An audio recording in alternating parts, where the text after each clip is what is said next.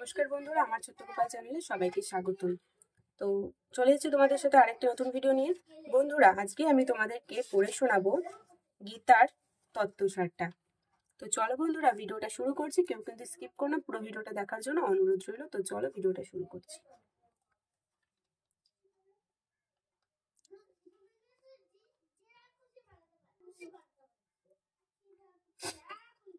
গীতা তত্ত্বসার প্রথম অধ্যায়। কুরুক্ষেত্রে মহাসমর আরম্ভের সময় ব্যাসদেব ধৃতরাষ্ট্রের সঙ্গে সাক্ষাৎ করিতে আসিয়া নানা কথা আলোচনার পর দুঃখের সঙ্গে ধৃতরাষ্ট্র বলিলেন, আমি অন্ধ, কুরুক্ষেত্রের মহাসমরের কিছুই দেখিতে পাইব না। এই কথা শুনিয়া ব্যাসদেব বলিলেন, মহারাজ, এই যুদ্ধের সকল বিষয় সঞ্চয়ের নিকট জানিতে পারিবে। আমি তাহাকে দিব্য দৃষ্টি প্রদান করিয়াছি।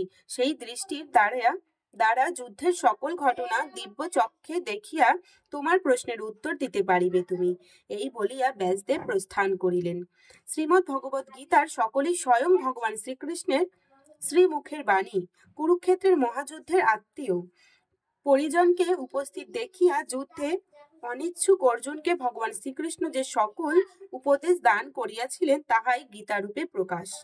ব্যাসদেবের কৃপায় সঞ্জয় দিব্য দৃষ্টি লাভ করিয়া হস্তিনায় ধৃতরাষ্ট্রের নিকটে বসিয়াই সে সকল কথা বলিয়াছিলেন তাহারই সারমর্ম এখানে দেওয়া হলো।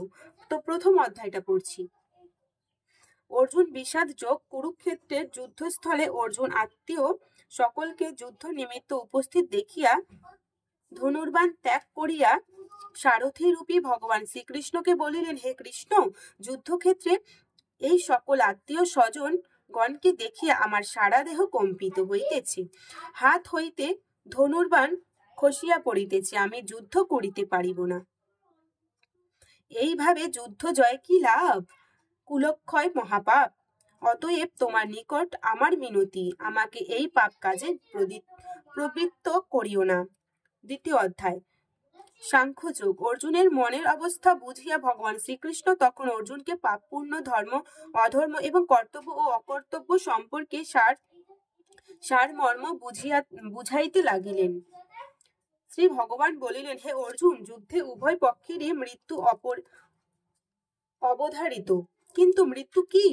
মানুষ জন্ম সময়ে থাকে শিশু, তারপর ক্রমে ক্রমে কৈশোর ও যৌবন পার হইয়া বার্ধক্য উপনীত হয়। এই পর্যায়গুলির মতোই মৃত্যু একটি পর্যায়। কিন্তু দেহের পরিবর্তন ঘটলেও আত্মার কোনরূপ পরিবর্তন ঘটে না। আত্মার ক্ষয় এবং মৃত্যু নাই। জ্ঞানীগণ এই জন্যই ক্ষণস্থায়ী জীবনের জন্য কখনো শোক বা দুঃখ প্রকাশ করে না। পুরাতন জীর্ণ বস্ত্র ত্যাগ করিয়া যেমন মানুষ নববস্ত্র পরিধান করে, সেই প্রকার আত্মাও জীর্ণ দেহ ত্যাগ করিয়া নবদেহ ধারণ করে। আত্মা অবিনশ্বর ও চোখে দেখা যায় না। আত্মদর্শনের জন্য যোগ সাধন ও ব্রহ্ম জ্ঞানের প্রয়োজন হয়। সকলেই কর্ম করিতে হয়। ব্রহ্মজ্ঞানীও কর্ম করেন, কিন্তু সেই কর্ম নিষ্কাম। অতএব হে অর্জুন, তুমি নিষ্কাম ভাবে কর্ম করো। এইরূপ নিষ্কাম ভাবে যুক্ত করিয়া ক্ষাত্র ধর্ম পালন করিতে উপদেশ দিলেন। এবার আমরা পড়ব তৃতীয় অধ্যায়।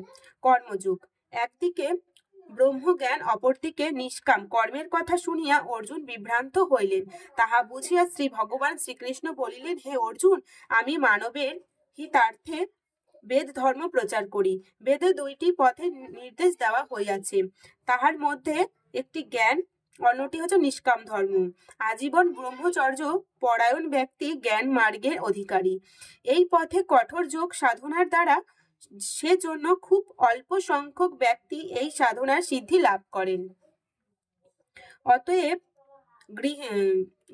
গৃহী গ্রহের নিষ্কাম পথ অবলম্বন করা উচিত।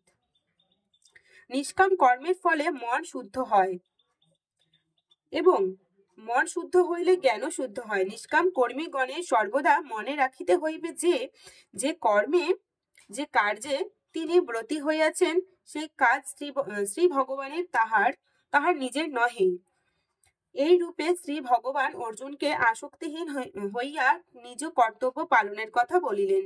শ্রী ভগবান বলিলেন, হে অর্জুন, জয় পরাজয় বিনাশ বা হিংসার কথা ভুলিয়া যুদ্ধে প্রস্তুত হও। যেহেতু যুদ্ধই ক্ষাত্র ধর্ম, যে আপন ধর্ম ত্যাগ করে তার মতো পাপী আর কেহ নাই। নিজ ধর্মে মৃত্যুবরণ করাও শ্রেয়, কিন্তু পরধর্ম ভয়াবহ জানিবে। অর্জুন বলিলেন, হে কৃষ্ণ, হে সখা, আমি তোমার কথা কিছুই বুঝিতে পারিতেছি না। শ্রী ভগবান বলিলেন, হে অর্জুন, অগ্নি যেমন ধূমাবৃত থাকে, সেই রূপ ক্রোধ, দেশ ও হিংসা রূপ ধোঁয়াতেও মানুষের জ্ঞান আচ্ছন্ন থাকে। অতএব তুমি হিংসা, লোভ মোহ প্রভৃতি ত্যাগ করিয়া নিজেকে জানিতে চেষ্টা করো, তাহা হইলে সম্যক অবগত হইবে। তো বন্ধুরা, আজকের ভিডিওটা এই পর্যন্ত। প্রথম, দ্বিতীয় আর তৃতীয়টা পড়া হয়ে গেল, গীতা তত্ত্বসারটা। তারপরের দিন আমি চতুর্থ, পঞ্চম অনেকগুলো আছে, পরপর আমি তোমাদেরকে পড়ে শোনাবো। তো আজকের ভিডিওটা এখানে শেষ করছি। ভিডিওটা ভালো লাগলে লাইক, কমেন্ট, শেয়ার, আমার ছোট্ট গোপাল চ্যানেলটা অবশ্যই সাবস্ক্রাইব করে দিয়ে বেল আইকনটা টং করে বাজিয়ে দিয়ে যাবে। তো চলো বন্ধুরা, ভিডিওটা এই পর্যন্তই। ভালো লাগলে লাইক, কমেন্ট, শেয়ার আর চ্যানেলটা সাবস্ক্রাইব করে দিয়ে যাও। তো চলো, টাটা সবাইকে।